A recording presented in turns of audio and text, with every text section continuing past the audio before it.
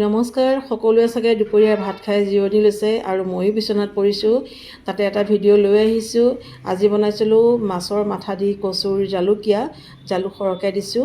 কোনে কোনে খাই ভাল পায় বাৰু? আৰু এইটো ছিজনত কচু থুৰ খাই খুবেই ভাল লাগে আৰু মই খুব ভাল পাওঁ, মোৰ প্ৰিয়।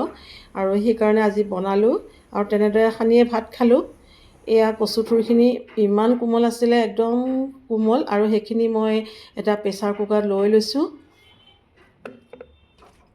দেখিছেনে, ক'লা আৰু বগা দুইটা কচুৱে আছে।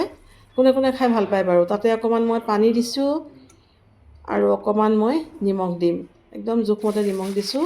ইফালে আন এটা কেৰাহীত মই মাছৰ মাথাকেইডোখৰ ভাজি লৈছোঁ।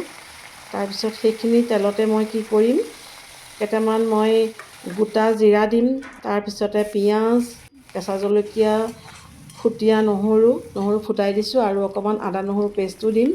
তাৰপিছত অকণমান ভাজি লৈ তাতে মই ৰঙা হ'লেই বিলাহী কেইটুকুৰ দি দিম। বিলাহী আচলতে কণ বিলাহী খুব ভাল লাগে ইয়াৰ লগত, কিন্তু কণ বিলাহী আজি নাই, গতিকে এয়া বিলাহীকে দিছোঁ। কোনে কোনে ভাল পায় বাৰু? এয়া বিলাহীখিনি গলোতেই মই তাতে সিজাই লোৱা কচু থুৰখিনি দিছোঁ। পানীখিনি দিয়া নাই, অকল কচু থুৰ দিছোঁ। হৈয়ে গ'ল, একেবাৰে সহজতে বনাব পাৰি, সকলোৱে বনাব জানে। আৰু এয়া চাওকচোন, ইমান ধুনীয়া হৈছে ৰংটো কচু থুৰখিনি। এতিয়া মই জালুক দিম। জালুকখিনি গোটা জালুক আছিলে, ঘৰৰ জালুক, খুব জ্বলা।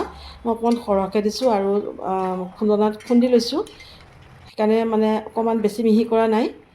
আৰু ইয়াতে অকণমান পানী দিম থুপথুপীয়াকৈ হোৱাকৈ। তাৰপিছত তাতে মই হৈয়ে গ'ল, তাতে মাছৰ মাথা দিলোঁ। আৰু মাছৰ মাথাকেইডোখৰ কিন্তু মই ভাগি নিদিওঁ, ভাগি দিলে বেছি ভাগি গ'লে খাবলৈ বৰ অশান্তি হৈ যায়। সেইকাৰণে মই অলপ গোটা গোটাকৈ ৰাখোঁ। সেয়া হৈ গ'ল আৰু সেয়া সানি আজি ভাত খালোঁ। আপোনালোকে কোনে কোনে কেনেকৈ বনায় জনাবচোন। আৰু যদি মোৰ ভিডিঅ' ভাল লাগে, লাইক, কমেণ্ট, শ্বেয়াৰ কৰিব, লগতে পেজটো ফ'ল' কৰিব।